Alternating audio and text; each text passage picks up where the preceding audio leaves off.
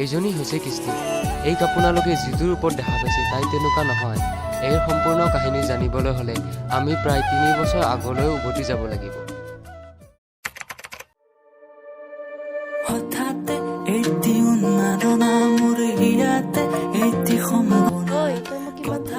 বহুত ভাল পাওঁ তোক, কিন্তু মোৰ বহুত ভয় লাগে। কিয়?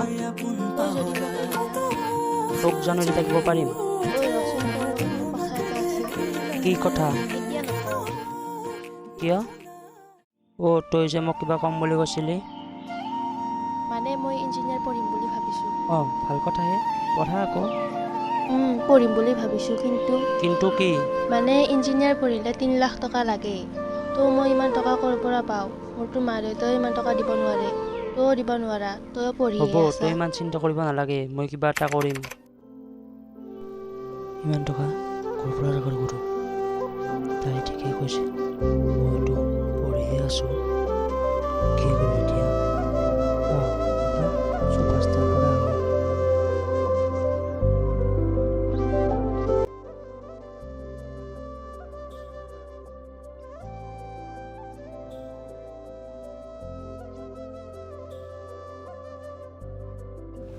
দাদা ঘৰত আছনে? তুমি আছোন। পিছে কোৱাচোন তুমি কিয় আহিলা? মানে দাদা মোক অলপ টকা লাগিছিল।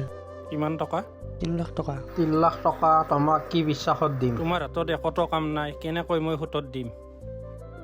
প্লিজ দাদা আপুনি কিবা এটা কৰক, টকাৰ মোৰ বহুত প্ৰয়োজন হৈছে। মই নোৱাৰিম, তুমি বেলেগত বিচিৰা।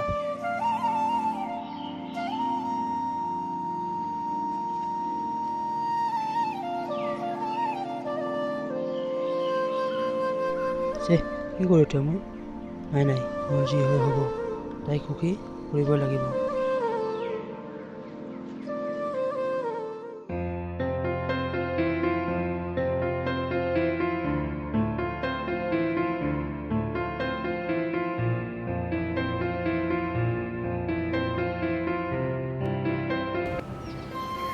কি হ'ল? ইমান জলদি মাতিলা যে? মাতা পাপে বেয়া পালা নেকি? পাগল, তোক জানো বেয়া পাব পাৰি? মই যে কিবা কৈছিলোঁ তই কিবা ভাবলিনে? একবাৰ চকু কটা মতচোন। এতিয়া চোৱা, তই ইমান টকা ক'ত পালি? হ'ব তই ইমান জানিব নালাগে, দিয়া কালিলৈ গৈ এডমিশ্যন ল'বা। লাগে কলিজাত চেনেহৰে ডালি মইনা তোমালৈ লমালমে কৈ লাগে কলিজাত চেনেহৰে ডালি মইনা তোমালৈ নীলাজি সময়ৰে গা।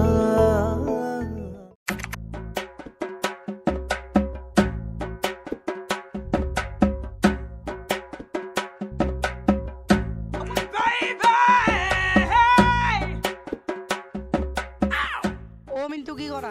তই কিস্তি চাকৰি পোৱা গম পোৱা নাই? টকাই গলা কি খাই গলা মানে? বাপেকে বাটত ৰখি আছে গল মেলি মেলি চিয়াক চাকৰিৰ পৰা আহিব বুলি। তই গম পোৱা নাই নেকি? নাই দে যা। দে যা নহ'লে।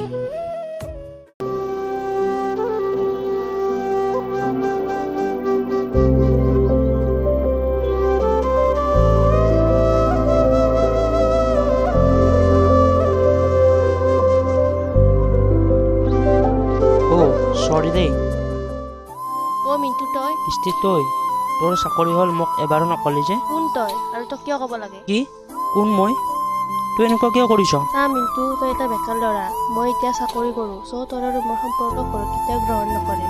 মানুহে যে কয় উপকাৰীক অজগৰে খায়, এই কথাষাৰ তোৰ পৰা ভালকৈ বুজি পালোঁ। মোৰ ভুল আছিল, তোক ভাল পাইছিলোঁ, পাৰিলে মোক ক্ষমা কৰি দিবি। বুজিও নুবুজানে কিমান তোমাক বিচাৰো যে। মিণ্টু কি কৰা? ঐ কি হৈছে তোৰ? এতিয়াৰ পৰা এনেকুৱা হৈ আছে? বহুত বিষাইছে নেকি? যোৱা মেডিকেল। জীৱনটোত যিমান দুখ খাইছোঁ সেইখিনিতো একোৱেই নহয়।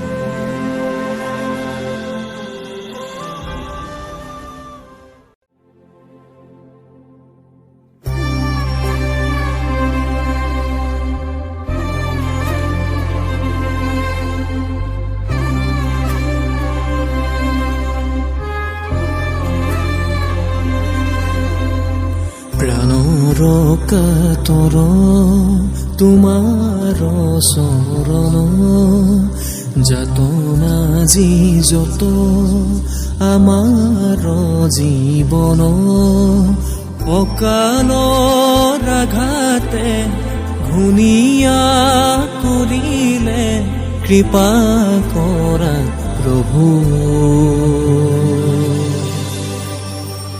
শৰণে ললো আমি কৰোণাময় তুমি কৰি অপৰাধ শত গাই হৰি নাম জন শৰণে ললো আমি কৰোণাময় তুমি। এদিন হঠাৎ মিণ্টুৰ মৃত্যু হ'ল।